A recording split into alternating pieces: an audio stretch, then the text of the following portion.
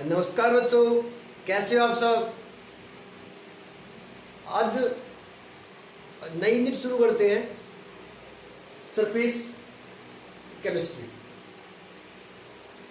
Surface chemistry एक physical chemistry की branch है। तो अब अलग से ब्रांच बना दी गई है, तो हमें सबसे पहले चैप्टर का नाम पता होना चाहिए, सरफेस केमिस्ट्री क्या होती है। तो ध्यान दीजिए, surface chemistry is the branch of physical chemistry that deals with study of phenomena takes place on surface or interface। कोई सॉलिड है, उसके सरफेस के ऊपर जो प्रोसेस होती है, जो फिनोमेना होते हैं, कैसे होते हैं, क्यों होते हैं, क्या फैक्टर होते हैं, उन सभी को हम किसमें स्टडी करते हैं, सरफेस केमिस्ट्री में स्टडी करते हैं। नेक्स्ट तो अपने पास आ जाता है, देखिए जो फिनोमेना है उसमें सबसे पहले क्या बात है आपके पास, एडजॉर्प्शन क्या होता है। What is adsorption? बहुत ही कॉमन टर्म है और हम देखते भी हैं, समझिए होता क्या है। Adsorption is defined as attraction and retention, attraction and retention of particles. Particles mainly आपके सॉलिड हो सकते हैं या गैस हो सकते हैं। On a surface that leads to increase in the concentration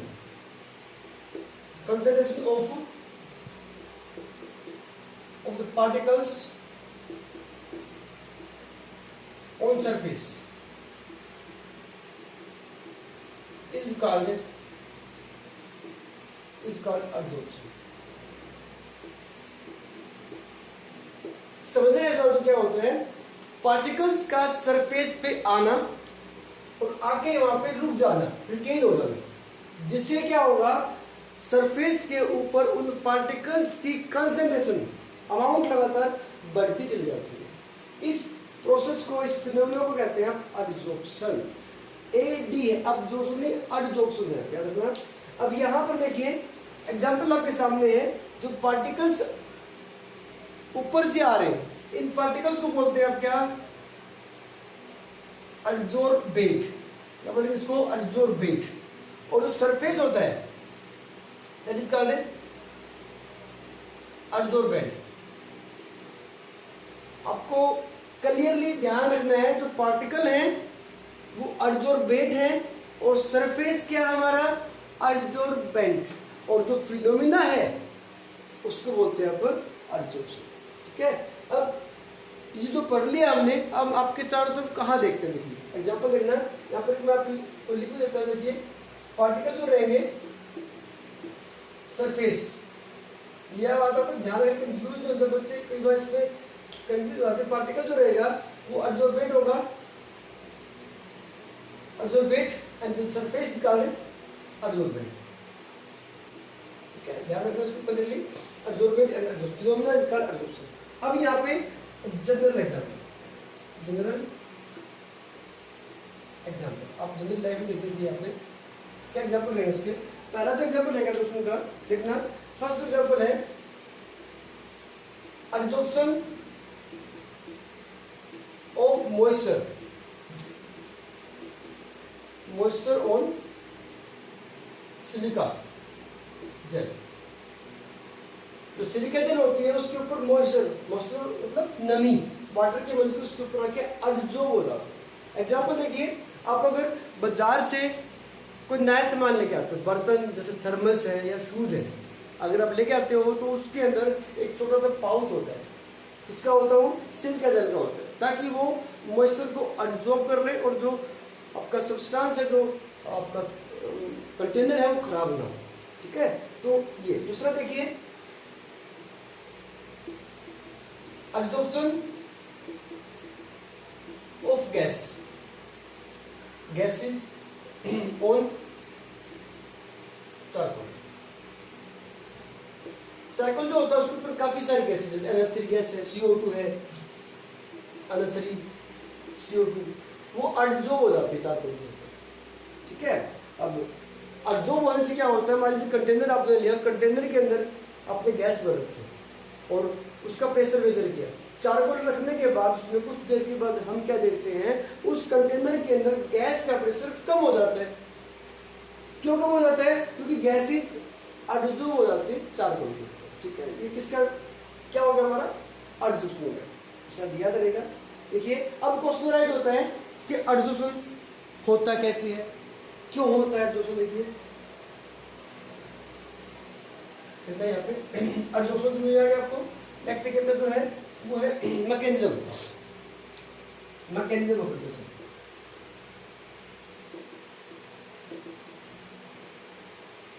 जैसा कि हमने पढ़ा, अडजॉर्प्शन जो होता है सरफेस में होता है। तो आप ध्यान दीजिए, जैसे आपके पास मान लीजिए आपने प्लस 1 क्लास में पढ़ा था, लिक्विड पार्टिकल होते हैं, लिक्विड के अंदर जो पार्टिकल है ना, जो अंदर की तरफ पार्टिकल्स हैं वो दूसरे पार्टिकल के साथ जुड़ा रहता है, मतलब फोर्स बैलेंस रहेगा। लेकिन यहाँ पर मान लीजिए आपका लिक्विड है और यहाँ पर एयर है, एयर के पार्टिकल और जो लिक्विड उसके पार्टिकल अलग अलग तरह के पार्टिकल्स हैं।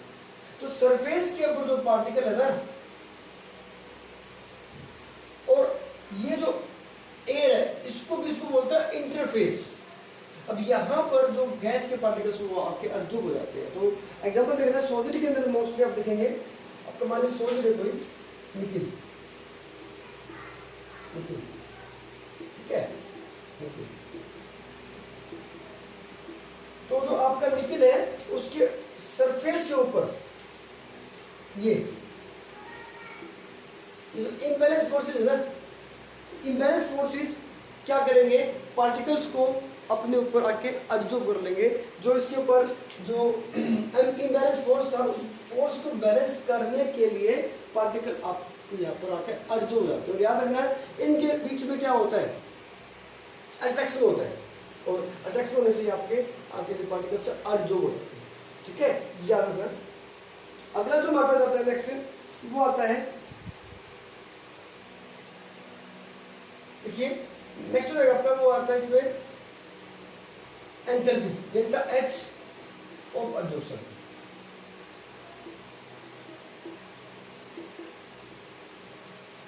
बड़ा इंपॉर्टेंट टर्म है एंथैल्पी ऑफ अडजॉर्प्शन।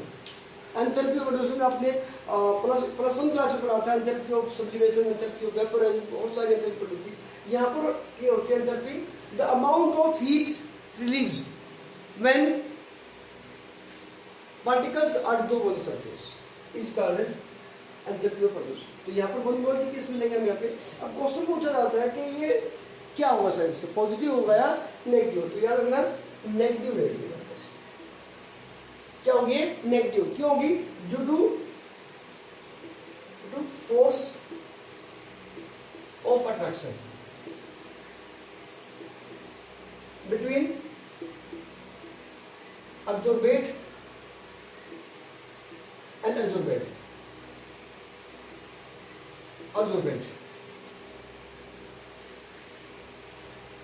Heat release,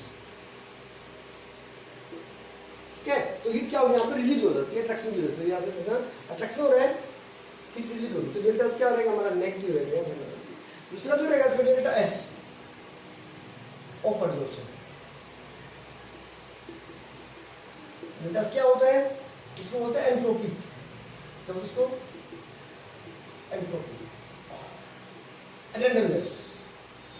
आप देखना, समझना इस बात को, यहाँ पे रैंडमनेस का मतलब होता है डिसऑर्डरनेस। तो मान लीजिए आप स्कूल की क्लास में बैठे हैं, क्लास में टीचर पढ़ा रहा है, तो बस सभी बच्चे अपनी अपनी जगह बैठे होते हैं, तो एक ऑर्डर अरेंजमेंट में है, ठीक है। जब क्लास और होती है तो बच्चे इधर उधर फैल जाते हैं, डिसऑर्डर में आ जाते हैं। तो वही चीज़ यहाँ पर है, ये जो पार्टिकल्स हैं यहाँ पर रैंडमनेस ज़्यादा है, लेकिन जब पार्टिकल नीचे बैठ जाते हैं, अडजॉर्ब हो जाते हैं, तो डिसऑर्डरनेस क्या होगी, कम हो जाएगी। तो आप क्या कहेंगे, नेगेटिव। तो अपने कहेंगे डिसऑर्डरनेस या एंट्रोपी, डिक्रीजेस। तो दोनों साइन डालने से आपको कई बार पूछा जाता है साइन करेंगे, तो ये हो गया आपका एब्जॉर्प्शन। क्या होता है उसमें एंथैल्पी ऑफ एब्जॉर्प्शन क्या होता है, अगला जो क्रम हम पढ़ना देखिए वो रहेगा हमारे पास। देखिए नेक्स्ट क्रम है वो आता है डिजॉर्प्शन। अगला जो है वो है desorption.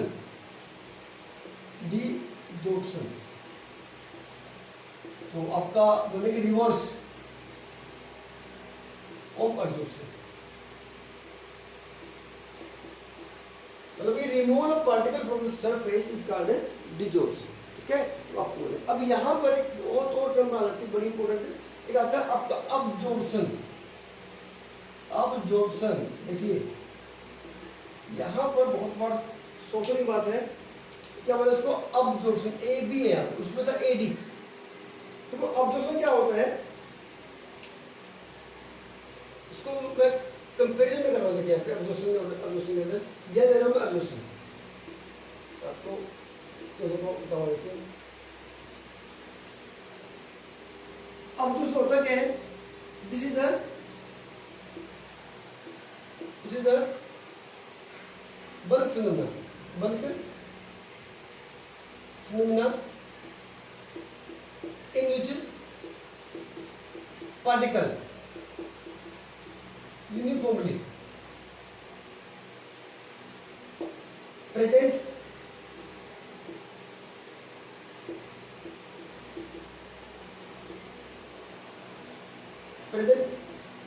in the material, a substance। ये बल्क फिनोमेना। बल्क फिनोमेना क्या होता है, आपने मान लीजिए सब्सटेंस को डाल दिया तो वो पार्टिकल उसके अंदर भी चले जाएंगे और बाहर भी चले जाएंगे। और ये जो होता है आपके पास दिस इज सरफेस में, दिस इज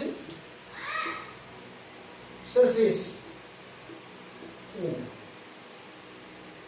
यहाँ पर जो पार्टिकल होंगे सिर्फ सरफेस के ऊपर होंगे, अंदर नहीं जाएंगे, तो याद रखना बात है। दूसरा देखना यहाँ पे एग्जाम्पल दिखा रहा हूँ, एग्जाम्पल देखना इसका बहुत इंपॉर्टेंट यहाँ पे।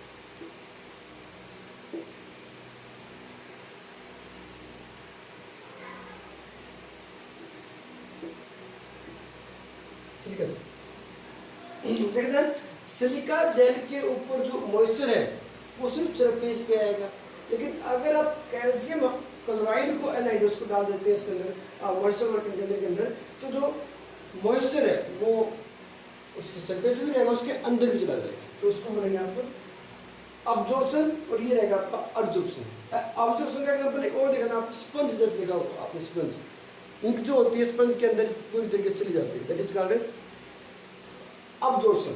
और जो सरफेस में जो पार्टिकल आएंगे जैसे मान लीजिए चारकोल के ऊपर गैस ही ज्यादा आती है तो वो आपका क्या होगा, एडजॉर्प्शन।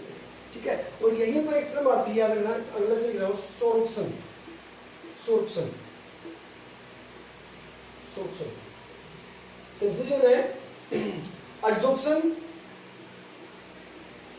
एडजॉर्प्शन एंड अब्जॉर्प्शन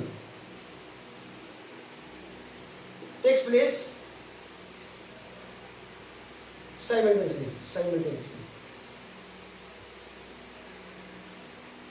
उसको बोलते हैं आप अब्सॉर्प्शन। दोनों अगर साथ साथ हो रहे हैं तो आप बोलेंगे, इसमें आप एग्जांपल लिखेंगे, आप इसका एग्जांपल जो रहेगा इसका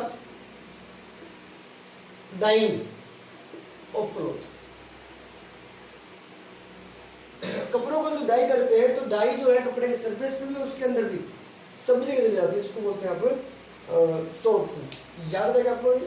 तो अब्जॉर्प्शन और एडजॉर्प्शन, अब्जॉर्प्शन सरफेस पूरा बल्क में होता है और आपका ये आता है। एक और बात इसमें आप याद कर सकते हैं कि जो आपके पास अब्जॉर्प्शन होता है उसका रेट वो यूनिफॉर्म रहता है, लेकिन यहाँ पर क्या होता है रेट स्टार्टिंग में ज़्यादा होता है लेकिन एक टाइम के बाद रेट उसका कम हो जाता है। तो आप याद रखें एग्जाम्पल के साथ अब्जॉर्प्शन एंड एडजॉर्प्शन, क्लियर रखना, कंफ्यूज नहीं होना है, ठीक है। अब यहीं पर एक टर्म आती है, याद रखना, ओक्लूजन। एक टर्म आती है occlusion,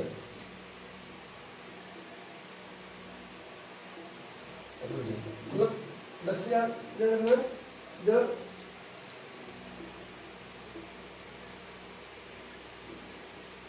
absorption of gas on solid surface on metal surface।